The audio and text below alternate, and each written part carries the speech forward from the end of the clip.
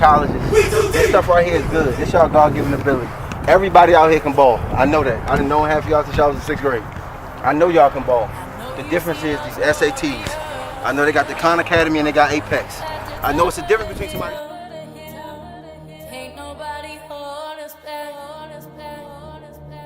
Hello, my name is Bryan Carroll, the founder of Athletic Intelligence.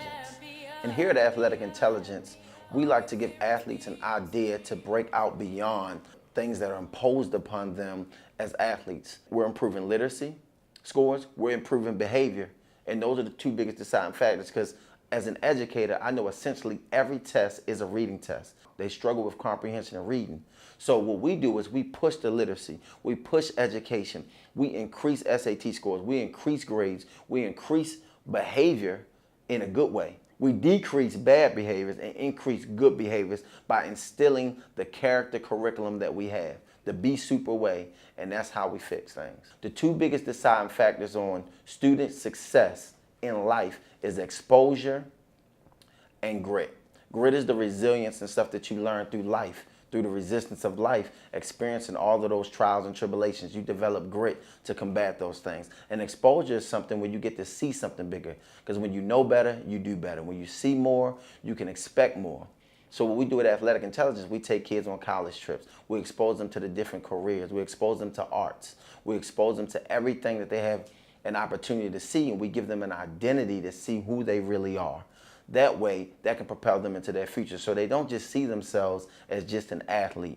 Because at the end of the day, if you play 10 years in the sport, 22 to 32, there's still way more life not playing. You have to be prepared for life after football. Athletic Intelligence Academy is an exciting event where the kids get exposed to things that they don't normally see. So the difference between the Athletic Intelligence Academy Combine and a regular Combine is that we're exposing kids to education. We're not just teaching their bodies, but we're teaching their mind. We have bankers come in. My friend Josh Cox, he's a banker. He understands money and he understands how to make it work. But remember this, if you don't remember anything else I said, if you don't have a rich mindset and the character that's required to be a rich man, material-wise, you can lose that in the blink of an eye.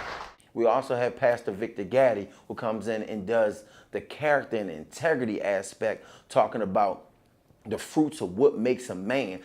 No one, and hear me carefully, and I saw a poster out here, no one can hold you accountable. That is to say, responsible, ultimately for your choices, than yourself. Then we have Edric Shelby, who's a district manager for a company and an entrepreneur. He comes and talks about entrepreneurship. He comes and talks about leadership. So he infuses that into the kids. They love the activities that go along with that as well. And talk to me so we can have a conversation. Now, I manage my response to the circumstance. Even though the circumstance was somewhat out of control, I manage my response to the circumstance so I can get the desired outcome that I need. And that's what I want to leave you out with today. You got to manage yourself. You can't always change the outcome. You can't always change the circumstance and situation, but you can change how you respond to it so that you can eventually get the goal that you're reaching for. Then from the athlete side, we have Al Bennett, who comes in, 8-year pro baseball player, right now a fire chief and a family man. Again, we like to talk family. We like to talk character. Association, that's what I want to talk to you about. Association with the wrong people. The only reason why I'm here today, and most of us, because we associate ourselves with Bryan Carroll. Association is the one thing that's going to make or break you, who you surround yourself with. Everybody like to have fun, but in high school, sometimes you let that fun carry you to places that you can't come back from. One bad day, one joyride in the back of a stolen car, one blind, what y'all call stealing, one slide on somebody, get your aggravated assault charge. Your life has changed forever.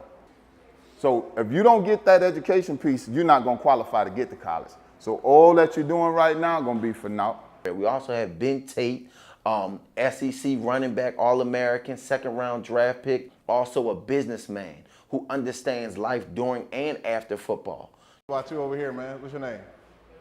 What? Eric? What you want to do? You don't know? What grade you in? Huh? I think it's time for you to start trying to figure that out a little bit. I realized early on that, you know, football is, you know, the NFL is staying not for long. You hear people say it all the time. You never know what can happen and when it's going to end. So you got to always constantly be preparing for other things in life.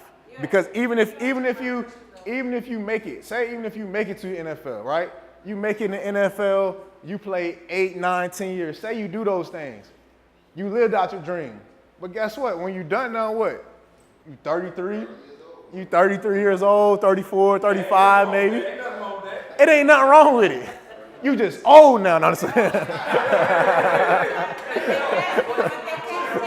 But no, seriously, think about it. Say if you do all those things and, you know what I'm saying, you live out your dream and now you done, you 34 years, your life is, you still young, your life's still just getting started. So even if you did those things, now you gotta think, okay, what else am I going to do with my life? But they can't take your degree away. They cannot take my degree. They can't take none of that stuff away. They can't. And I got my degree. I got my degree in 3 years. Then we have Michael Bishop, one of the trailblazers for black quarterbacks in college football. He came in second place in the Heisman. Probably should have had first. He's a Hall of Fame quarterback for college football in the Hall of Fame at Kansas State. And he played at the highest level. He played about 6 years in the NFL, played for the Patriots. He played in a great organization like the New England Patriots. It was set up under Tom Brady and Bill Belichick. Some people that was great, but I also had the opportunity to be around some people that was bad. Those people that was bad, every step I take, I can hear them still to this day, come to the streets. This is where it's at. Come to the streets. Come put this in your hand. Go make this drop for me. Come ride in this car with me. But you know what the smartest thing in my life ever did? I said no every single time. And those guys I grew up with, 3 of them serving life in prison right now. I could have been that same guy and took that opportunity to jump in that car, but I didn't because I had a vision. There's 3 things in life. I don't care how big you get, how much money you got in your pocket, how many cars you get, how many planes you get. There's 3 things in life that's gonna be with you forever. Choices, decisions, consequences. At the end of the day, you guys are gonna be who you are, right? You guys have visions and dreams of playing college football, but me, Mr. Tate, Mr. Bennett, Mr. Carroll, we can tell you right now, it's not for everybody. First of all, my name is Isidro Garza, and I grew up in the farm. I picked all the crop, the food that you eat on the table, los surcos, cebolla. Maybe some of you, you know what that is? Tomate, la sandía, all of that. I picked. I'm an engineer. I just finished doing a $90 million project. Okay, and all I can tell you is this: is that I am so proud of what you all are doing here, and the parents also, the parents that accompanied you.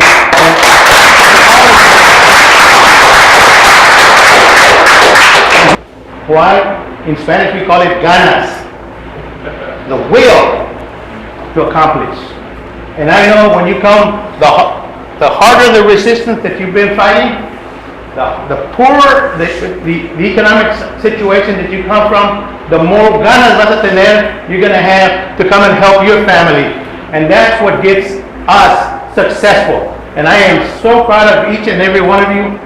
If you don't want to go to 4-year school, if we want to go to A&M, of course, we can help.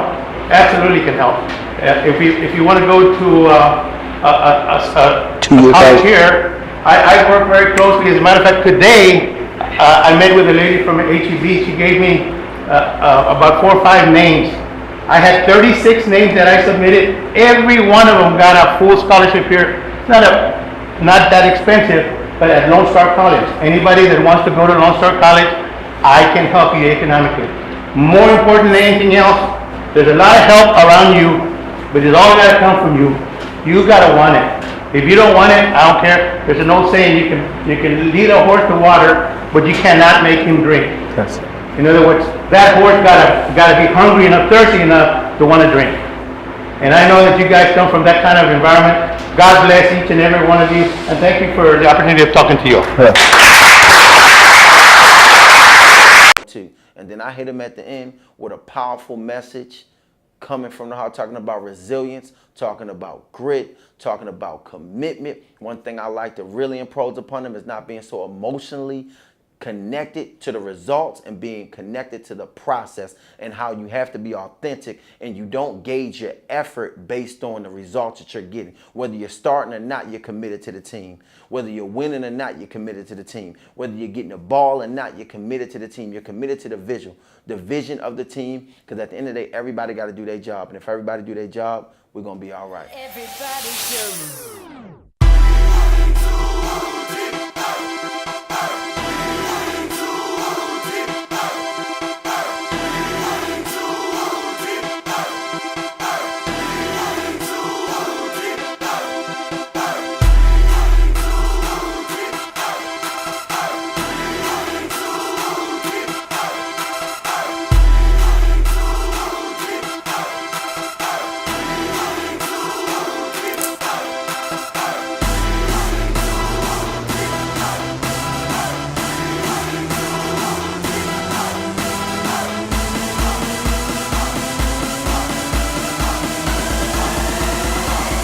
Yoda, drop the beat and go crazy.